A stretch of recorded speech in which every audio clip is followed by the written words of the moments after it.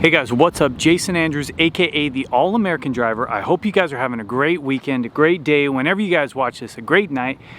And today we're filming a little video. Yep, we got the Shelby GT350R here, but this is not really the focus of today's video.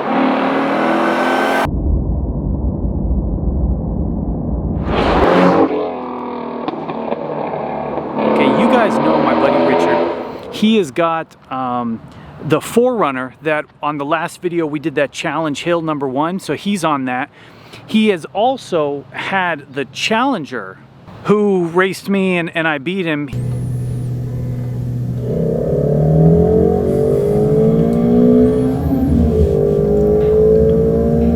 He also rented a Challenger.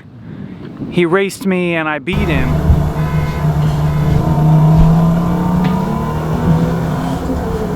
But he bought another car, and actually this one is going to be much more of a challenge for me. Okay, probably an impossible victory for me. Yes, it is another Challenger. It is a Hellcat. Not only a Hellcat, a Redeye, yeah. So like 800 horsepower monster. He loves these Challengers, okay? And he tracks the cars and just kind of, you know, is an avid driver enthusiast, just like all of us. So I will link his channel below. We are just waiting here to check out his car. There is a funny little story, a backstory about the car.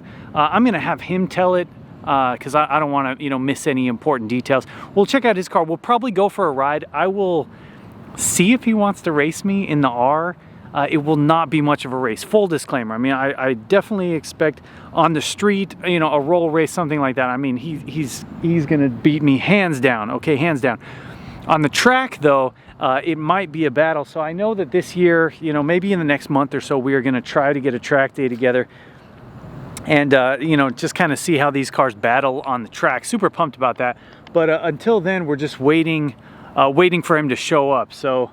Hopefully he'll be here any minute. You'd think with 800 horsepower he won't be late.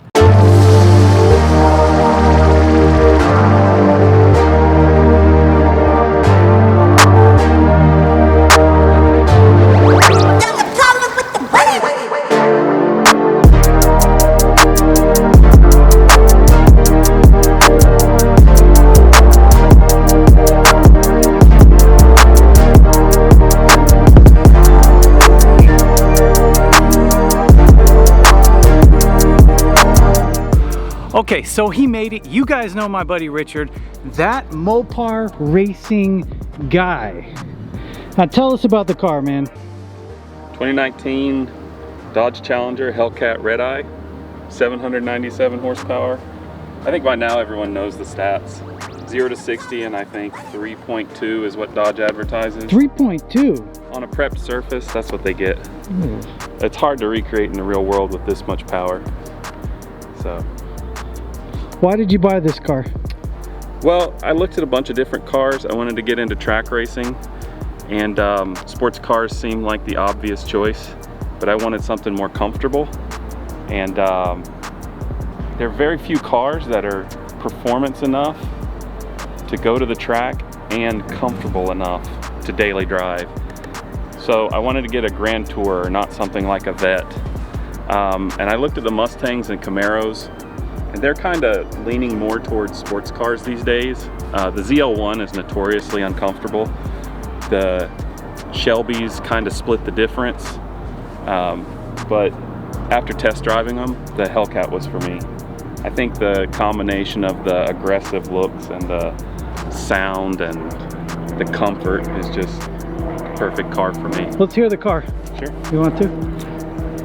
Oh, remote start on that thing. Yeah, man, it's got everything.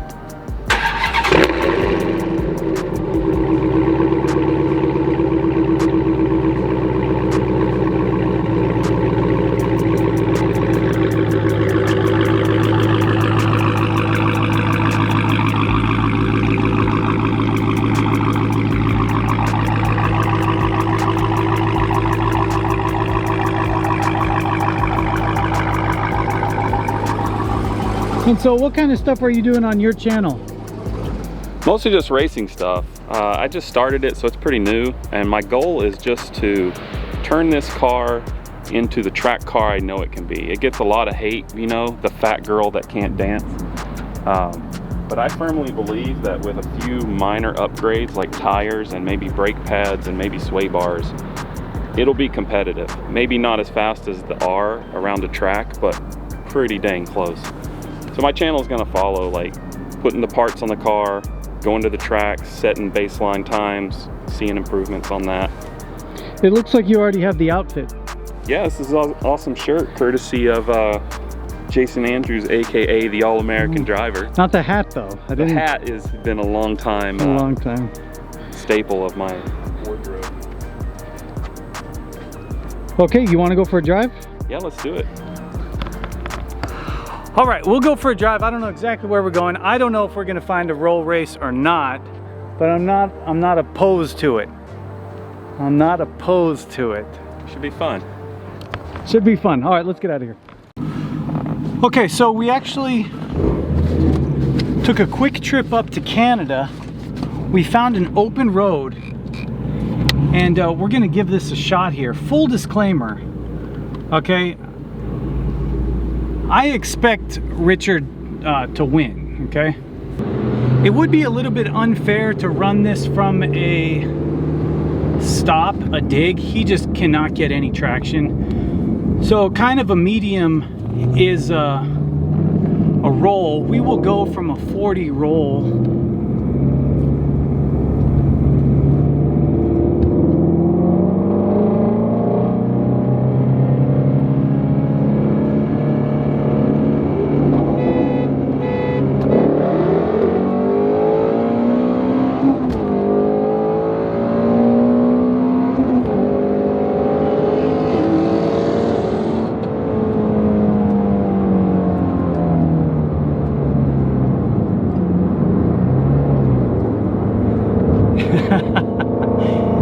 It really takes to about 100 miles an hour or so for Richard to pass me.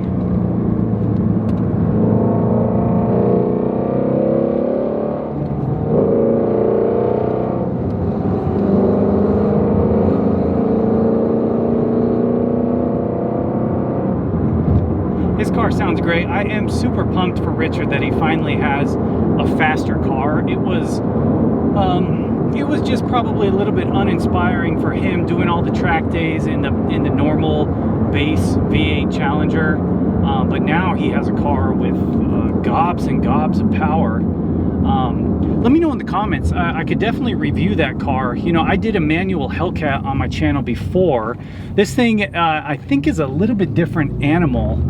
I don't mind doing a review for you guys. It is the automatic. In fact, I think they only make automatics in the Redeye trim. It looks like we are going to run one more time. Richard wants a little, I mean, his car is definitely faster, but it looks like he might want a little redemption from off the line. I don't know if it's gonna matter here.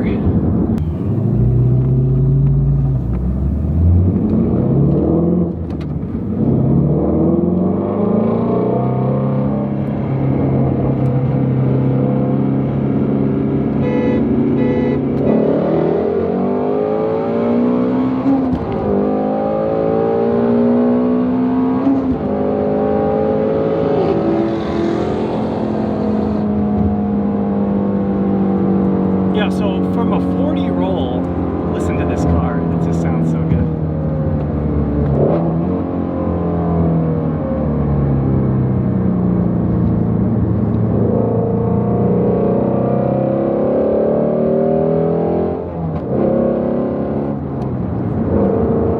From a 40 roll, the Redeye is not getting around me until you know, triple digits. And that's just a cold fact, you know. I'm sure if that car was getting traction, it would be a much different story. But just kind of in normal street conditions, that's kind of where we are.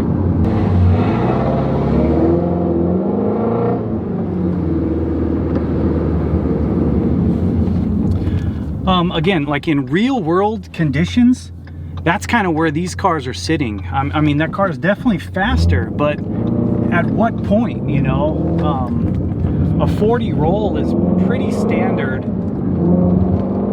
And I mean, I'm not taking anything away from that car. It is fast. Let's see what's going on here.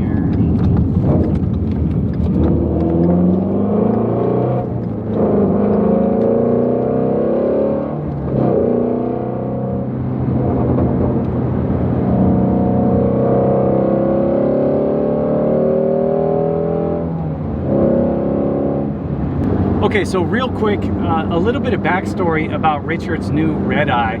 I told you there was kind of a funny story on how he got it, and that is true. So you guys are familiar with estate sales. And normally when you hear estate sale, at least for me, I think, okay, potentially somebody died and you know, there's some type of company or lawyer or something who is going through and selling away all the possessions of the individual who passed away. Okay, now that is what I think of estate sale. Okay, so Richard actually bought his car more or less from an estate sale.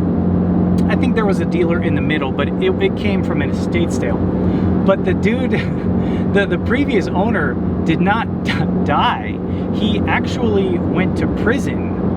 Apparently he was a big time strip club owner down in Oregon, and there was like he went to jail for potentially allowing his underage daughter to work at one of his establishments. So I think that the whole family kind of got busted through that crazy strip club ring, you know, and so that's kind of how Richard picked that car up. When he first got it, it had some like big ugly stripes on it and some other weird little stickers and stuff, but he's kind of cleaned it up, and I know he's got big plans for it. But anyways, kind of funny, I learned something about the estate sale. So also, if someone goes to prison, you know, you could pick something up from estate sale for that. So anyways, that's it for me. I'm just gonna enjoy the rest of my Sunday drive. Jason Andrews, the All-American Driver, and I will see you guys in the next episode.